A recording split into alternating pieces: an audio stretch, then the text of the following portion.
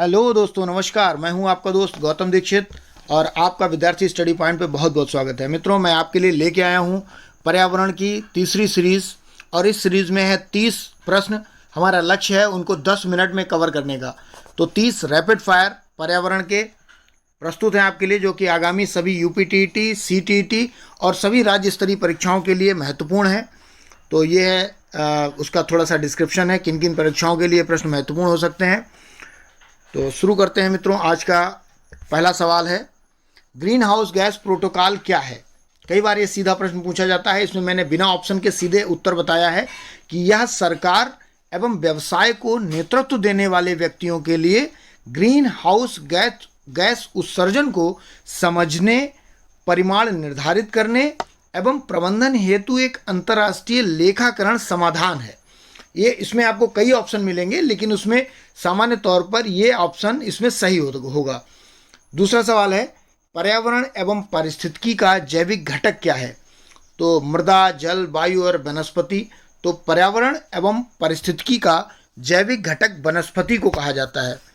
अगला सवाल है, पर्यावरण एवं पारिस्थितिकी का भौतिक घटक क्या है। अब देखिए, वो जैविक घटक है, जैविक घटक आएगा तो वनस्पति आंसर में होगा सही। लेकिन जब भौतिक घटक पूछा जाएगा, इस बात को ध्यान रखेंगे, अगर भौतिक घटक पूछा जाता है तो भौतिक घटक प्रवाहित जल है। ठीक है। अगला सवाल है, जीवों तथा पर्यावरण के पारस्परिक संबंधों का अध्ययन क्या कहलाता है। जीव और पर्यावरण का जो पारस्परिक संबंध है वो पारिस्थितिकी कहलाता है। ठीक है। अगला सवाल है, पांचवा सवाल, इकोलॉजी यानी पारिस्थितिकी शब्द का सर्वप्रथम प्रयोग किसने किया था। तो 4 ऑप्शन है। इसका सही जवाब है टॉन्सले ने। टॉन्सले ने इकोलॉजी शब्द का सर्वप्रथम प्रयोग किया था।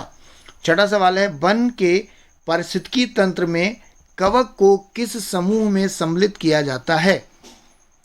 यानी वन के पारिस्थितिकी तंत्र में कवक को अपघटनकर्ता के रूप में समाहित किया जाता है। देखिए, कल भी एक प्रश्न आया था कि जो पिरामिड होता है, जो जैव स्थितिकी पिरामिड होता है, उसमें सर्वाधिक संख्या में क्या पाया जाता है। तो सर्वाधिक संख्या में जो अपघटनकर्ता होते हैं वो उनकी संख्या सर्वाधिक होती है।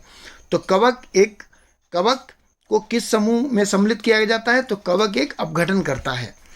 अगला सवाल है कि जलवायु परिवर्तन में सर्वाधिक प्रभावित होने वाले देशों की सहितार्थ किसे बनाया गया है।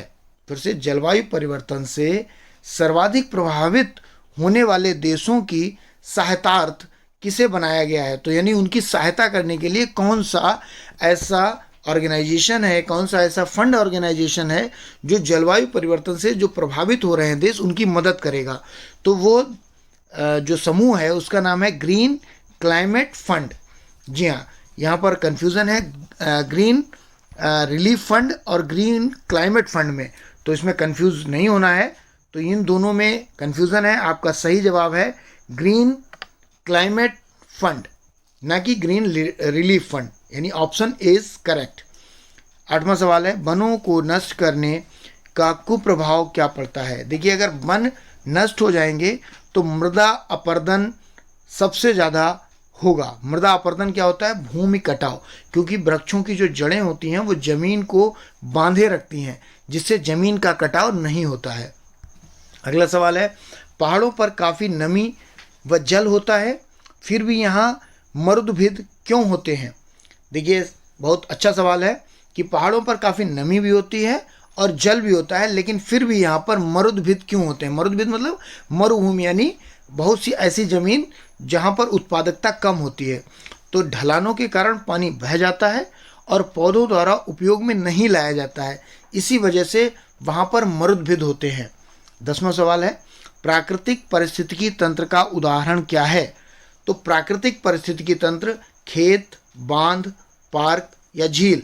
इसका सही जवाब है झील एक प्राकृतिक पारिस्थितिकी तंत्र है। 11वां सवाल, कृत्रिम पारिस्थितिकी तंत्र का उदाहरण क्या है।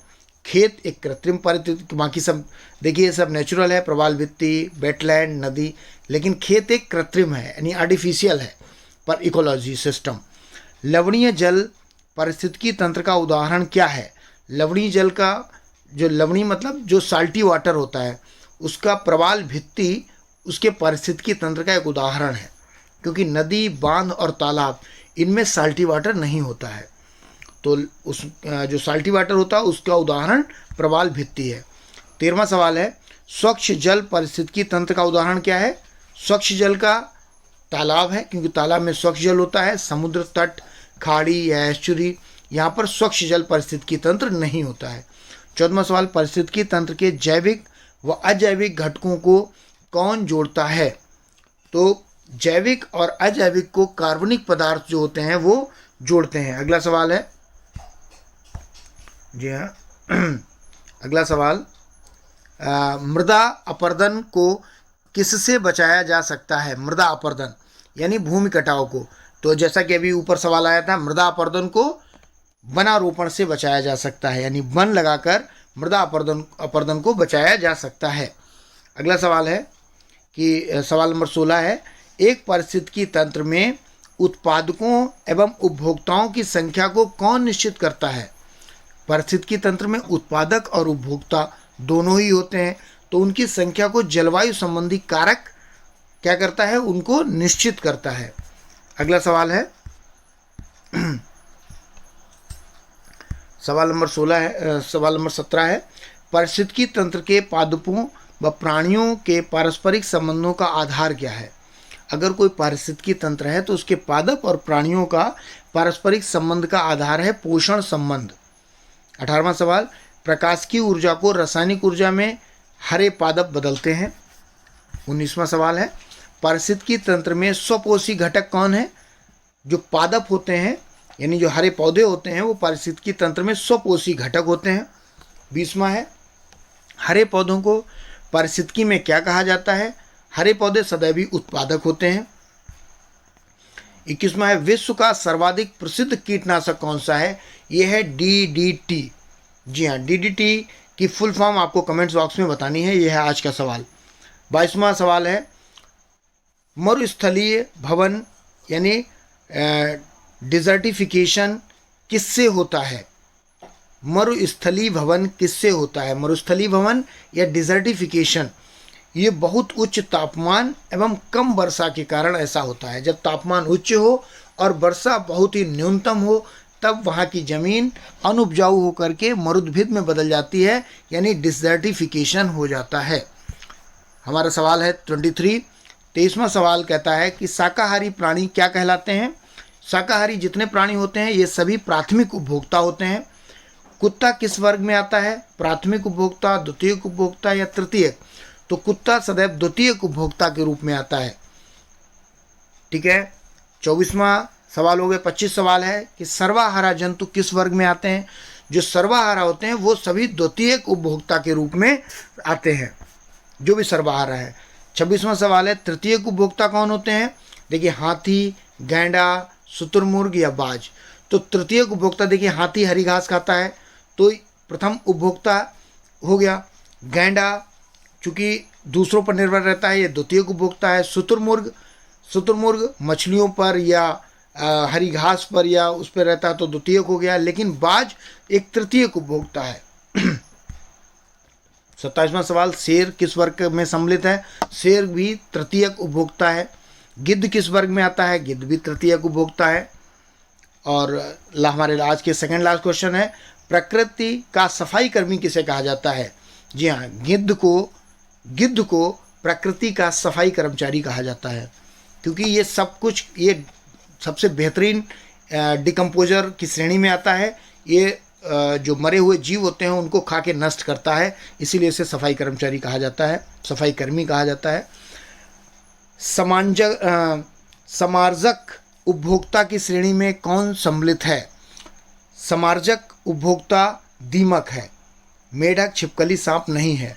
दीमक क्या है? एक समार्जक उपभोक्ता है, ये सब कुछ खा जाती है, सब कुछ नष्ट कर देती है। मित्रों, आपने ये वीडियो अंत तक देखा, इसके लिए बहुत बहुत धन्यवाद। Thank you for watching this video and have a nice day ahead. और ये हमने 30 सवाल 9 मिनट 43 सेकंड में रिकॉर्ड समय में कंप्लीट किए हैं। आप सभी ने वीडियो को अंत तक देखा। अगर आपको वीडियो पसंद आया तो इसे लाइक करें, शेयर करें, अपने दोस्तों के साथ सब्सक्राइब करें। आगामी सभी परीक्षाओं के लिए अति महत्वपूर्ण है। जय हिंद, जय भारत। मिलते हैं अगली मज़ेदार वीडियो में।